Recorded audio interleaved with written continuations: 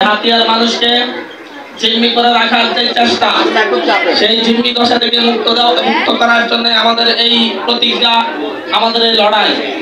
হাতিয়ার মানুষকে যারা কামলা পাবে, হাতিয়ার মানুষকে যারা তাদের দাস পাবে, যারা তাদের গোলাম পাবে, তাদের বিরুদ্ধে আমাদের এই লড়াই। অনেকগুলো প্রোগ্রাম থাকার কারণে এখানে আসতে অনেক দেরি হয়েছে। প্রোগ্রামের বাইরেও অনেক থেকে জানতে হয়েছে মানুষজনের দাবির প্রেক্ষিতে, যার কারণে দুঃখ প্রকাশ করতেছে এখানে দেরি আসার কারণে। আমরা এই প্রজন্ম ইচ্ছা করে রাজনীতিতে আসি নাই, আমাদেরকে বাধ্য করে এই রাজনীতিতে আনা হয়েছে। আমাদের কখনো স্বপ্ন ছিল না আমরা রাজনীতি করব, কিন্তু আমরা যখন দেখেছি আমাদের পরিবার সহ আমাদের আশপাশের প্রতিবেশী, পুরো হাতিয়া দ্বীপের মানুষ, সারা দেশের মানুষ একটা ভণ্ড রাজনৈতিক গোষ্ঠী কর্তৃক প্রতিনিয়ত লাঞ্ছিত হচ্ছেন, বঞ্চিত হচ্ছেন, প্রতিনিয়ত হুমকির শিকার হচ্ছেন, হামলার শিকার হচ্ছেন, মামলার শিকার হচ্ছেন, তখন আমাদের মনে হয়েছে এটা পরিবর্তন করা দরকার।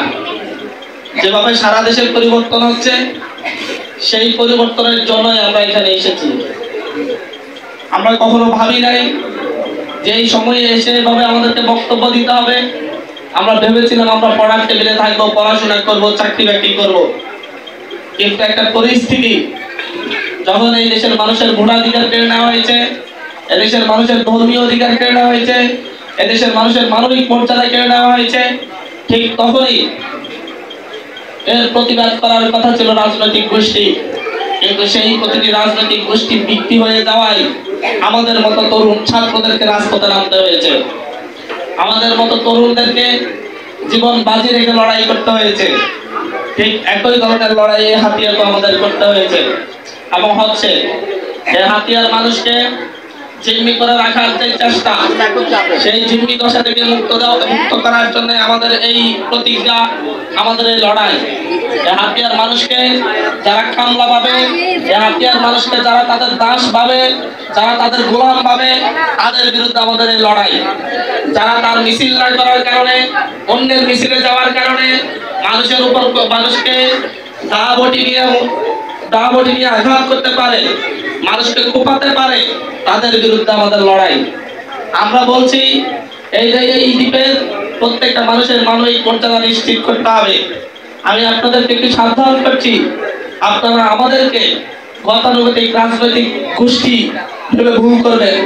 আমরা এখানে যারা এসেছি, এখানে যারা দাঁড়িয়েছি, আমরা কেউই কখনো কোনো রাজনৈতিক ইচ্ছা ছিল না, মেম্বার হওয়ার ইচ্ছা ছিল না, চেয়ারম্যান হওয়ার ইচ্ছা ছিল না, এমপি হওয়ার ইচ্ছা ছিল না।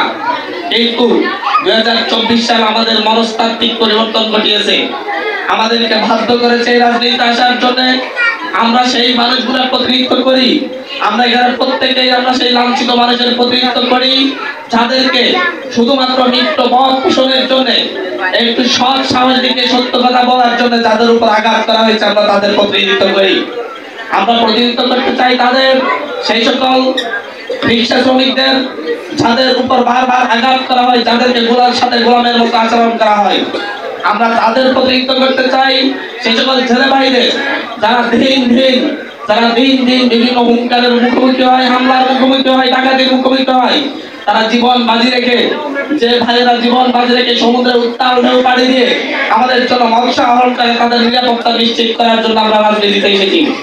আমরা রাজনীতিতে এসেছি এই অঞ্চলের খেটে খাওয়া কুলি মজুর প্রত্যেকটা মানুষের অধিকার নিশ্চিত করার জন্য, মানবিক মর্যাদা নিশ্চিত করার জন্য আমরা এখানে এসেছি। মানুষকে যাতে মানুষ যেন ভবিষ্যতে আর টাকার সন্ত্রাস হয়ে উঠতে না পারে তার নিশ্চয়তা করার জন্য আমরা এখানে এসেছি, রাজনীতিতে এসেছি।